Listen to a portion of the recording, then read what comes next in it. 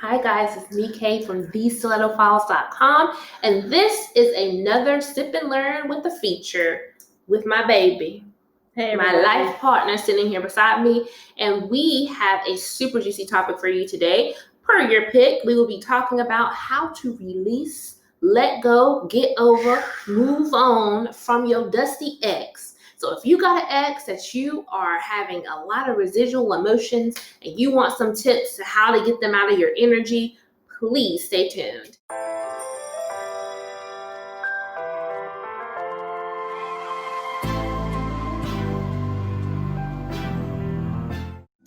So we're winging this one because you all didn't give me any specific questions about this topic. You all just said, how do we get our ex out of the energy? So first of all, let me share with you the resources that are available for you via the Stiletto Files before we get into other things. So if you are a OG to the TSF or a newbie, you can read my blogs. I have written extensively about my journey to finding my life partner and dealing with some dusty, musty, and crusty exes. Okay, so you can learn through mine. I'm listening. Oh, okay. You can learn through her journey. Go to her blogs, thestilettofiles.com blogs. You're right. Okay, you can go there, take a read. I always give you some tips in my blogs through my life experience. We also have affirmations as well. We actually made one specifically for exes. It is called what is that one called, baby? What is it called?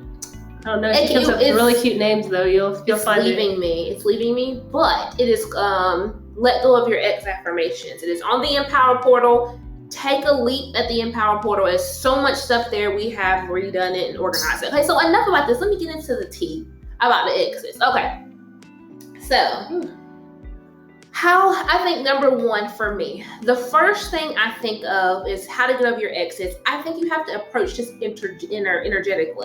energetically. First off, figure out if you want to really get over your ex or you're in that in-between stage, like, oh, I don't want them. But in reality, you're going to tell your best friend you're completely done and you call them back and say that you're back. Do not be a Cardi B, okay? Do not come to my house telling me you want to get over him. And then we talk shit about him. And now we can't come to your house, so we can't come to the functions. That is true. So, that is a great point. Make sure that you're actually ready to get over your ex, and this is not a plot and a ploy to try to get them back in some way. So make sure that that's actually what you want to do. Now, for my girls, for my sisters out there that are actually ready to move forward and move past your ex, now I go back to what I said about getting them out of your energetic field, out of your aura. I think the first thing is spiritual baths. Salt baths. You can take a Venus bath, for a self-love bath. Light them candles up, okay? Get them, clean them. If you got anything in your home that it reminds you of them or that is theirs, box it up. Get you some sage. Get you some Florida water and clean them floors, hands and knees on the ground. And get that energy out of there. You have to start with getting them out of your energy, because you can't move forward in getting them out of your emotions if they're still in your energy, y'all. And a lot of us don't realize how much of an emotional or energetic sponge we are. So start with that. Start with the cleansing of your home, of your space, and knowing that you're going to pour some of that love back into yourself. So it's like, I'm cleansing this space. I'm refilling my cup to pour this self-love into me. So again, a salt bath, a Venus bath. I'll put the ingredients for the Venus bath below. My sister is super fond of a Hollywood bath. There's just so many different things you can do. And again, I'll put all those ingredients below. So start with the energy. So for me, I have a separate approach than me. So I like to look at it as, once you've made the decision that you're actually over your exes, I guess it's on the same lines actually. If I was to get over my ex, I want to get rid of all the things at Instagram. That's probably the first way to know when you're done with somebody. Instagram, social media, there you go, gone. That's it. And then once I'm done with that, I think I'll release pictures, things that remind me of, and then the way to get rid of physical things, if you can't give it back, burn it. I believe in getting rid of it in whatever way. You can do it the nice way, but I feel like there's something about burning it and seeing it go up in flames, and that could be all me.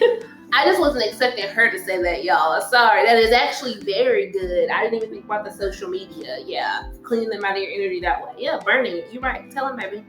That's right. So like, whatever way that it is, and then even just, as they say, set boundaries, set boundaries with what you're willing to tolerate. If they reach back out, how will you handle that situations?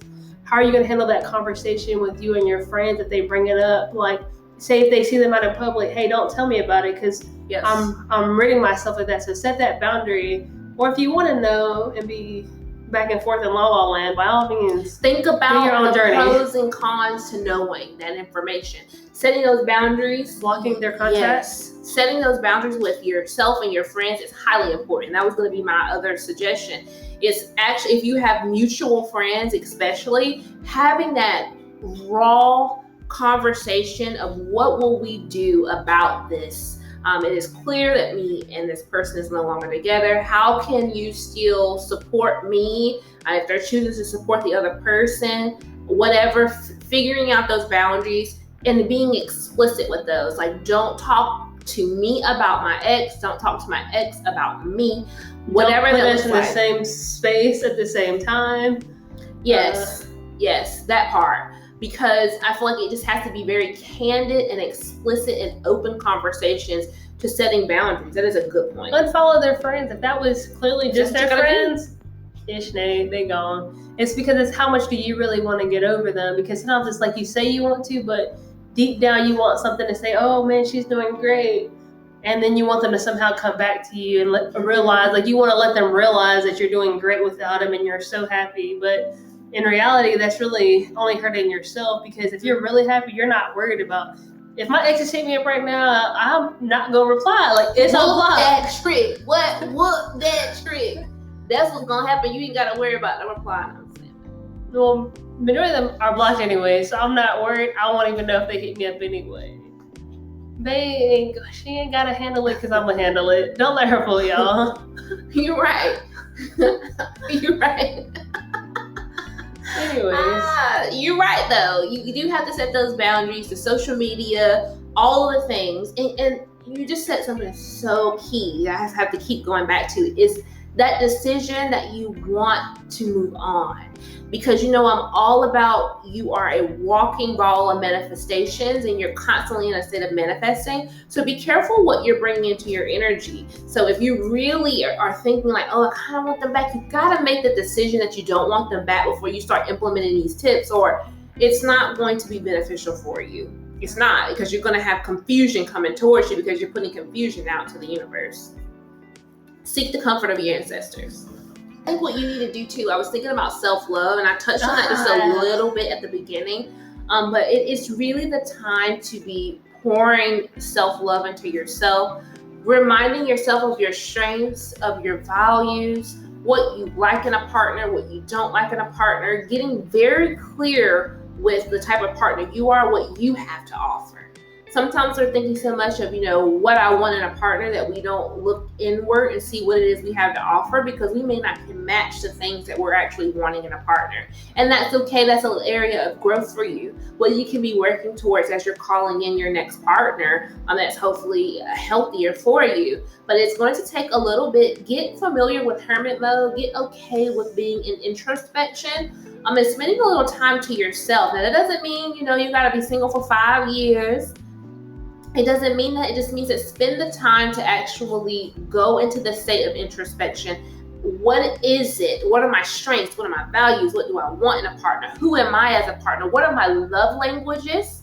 What are my boundaries? Physical, mental, sexual. What are all of those things? And start really kind of get you a journal of your next step journal of what it is you want and what it is you're calling in and who you are as a partner. Focus on what you have to offer. And if you feel like there's some things that you're lacking, that's where your area of growth is, for sure. Yeah, I think the main thing she said is just soul searching, finding out what lesson did you learn. Write that down. And every relationship, you take fault in some of it, some way, some form, some fashion. What fault did you take in it? And then what ways can you improve on that? So when you actually find somebody that deserves you, that you're actually able to, because if you want somebody who's amazing, but you're not, you want somebody to take care of you, do all these things, pay these bills, go on elaborate trips. But if you can't take these elaborate trips on your own or pay your own bills, then why would somebody want you? So it's like, also, what are you doing to attract the partner that's your dream partner? Like, do you have the same qualities or characteristics, or on the same wavelength at least of where they're at? Because if you're not, then you're not going to do it. We can dream all day and say, man, I want somebody who's has their own business and takes care of business and everything else and help me grow spiritually. But if I don't have any of that, how can I expect somebody in to come save me? Because I'm not in the favor of saving nobody and helping too many people out. That's as a partnership, that's that low. Because when you're partners, you're equals. Yes. So just be aware that when you start a real relationship, they're your equal, and you want to be equally yoked and be able to bring both same things to the table, because we're different, but I think that we both help each other grow in different ways. Don't let her get all mushy. But it's just, figuring out what it is that you need to work on, and just think about it and say, do you want to work on it? Or, do you want to be somebody who goes to the gym every day and do this or you want your partner to be super fit? Do you want to be fit? Because going to the gym together is nice, but if you want somebody who's this, just know that you need to bring the same thing to the table. Exactly. What type of partner you are, because you have to be the person that you're trying to manifest. So you have to be very, very clear with who you are as a partner. It's so easy for us to fall into victim mode sometimes, or put fault towards our partner if something doesn't work out, and we don't think about, okay, what was my wrong, or what could I have done differently? It's like, it was their fault, and we're not thinking about, use that situation and that experience as a level in an area of growth. Because you learn so much about yourself in interpersonal relationships. You learn so much about yourself in both platonic and intimate relationships. So use this as an area of growth, please. And don't use social media and see all these fake things and fake relationships going on as your goals. Clear your social media. Because you also, even if you follow social media, just follow the right pages, because every relationship that you're going to have takes work. There's not an easy button, you get married and life is better. It's not. You need to have great communication skills and figure out the things that you need to make sure that you are able to have those difficult conversations, or how to frame them so the other person's receptive of hearing them. Because if you can't do that, no matter what relationship you go in, it's going to fail. Yeah. Because you can't articulate your needs or your desires. I will also say, learn the art of communication, self-communication, and learning how to advocate for your needs and your desires, so that you can say you're building up that bandwidth and that ability to say, hey, this is what I need from you as a partner. This is what, how I'm going to change this. Learning communication and self-communication, what you say to yourself, that's a part of communication. So the things that, positive affirmations are what you really need to be feeding into yourself right now. Check out her website, affirmations. Yes, we do have affirmations on the website, but what you're saying to yourself is so important, and it goes into communication. And I think this time just needs to be into nurturing yourself, loving yourself. Take yourself on dates, get dressed up, reclaim your sensuality, reclaim, your body. Yeah, your body, all of those things.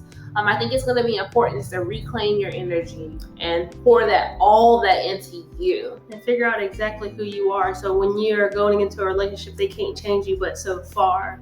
You should be malleable, but don't stay on your core values and your core beliefs. Because there's a difference between someone helping you grow and someone trying to change you. If there's areas of growth and they're helping you grow and expand, and you all are growing and expanding together, that's beautiful. But if someone's trying to change you, to mold you and shape you into the person they want you to be, you've got to have that resiliency and that communication to say, no, this is not for me. This is not okay. I'm walking away from this. And this is when you're going to build up all of what you need to be able to advocate for yourself if it comes to that point. But we're not even going to claim that. We're claiming that you're going to be pouring so much love into yourself that you're going to call out to the right partner that will love you in the way that you deserve. Do not accept anything less than that. However long it takes, it'll be worth it in the end have someone that you can wake up to every single day. And they be someone that is good for you, that is healthy, that helps you grow. You all grow together. It took me a long time and a lot of trash. I had to go through a lot of trash trash. Development, she had to grow. She had all the things that she liked and will not tolerate. I'll call it what it is. Growth. Filth. I went through filth, okay? And I had to really go through the inner parts of myself. And the filth, not just talking about the person, that part too. But I do feel like I had to go through a lot of just shadow work in myself and realizing, like, I actually might be the toxic one. And figuring that out and healing and working through that. Thank you so much for spending time with us. I love doing our sip and learns. Keep in mind that we have these topics going on throughout our Facebook group and on our Instagram page so that you can continue just to talk about these topics with other people that are experiencing the same thing or have experienced the same thing, myself included. So it's a great way to connect with other like-minded souls. So thank you again for being here. We'll have more features with my baby here. If you have any suggestions for sip and learn topics, we would love to tackle them the best that we can. Just drop those below. You can send them to me in an email via our contact form on our website, or you can hop into that private Facebook group and you can make some recommendations there. Again, remember, do not settle for less. Clear your energy and know that you a bad, bad woman, okay? I hope y'all have a good day. So I'm sending you so much love and light. Bye. Bye, guys.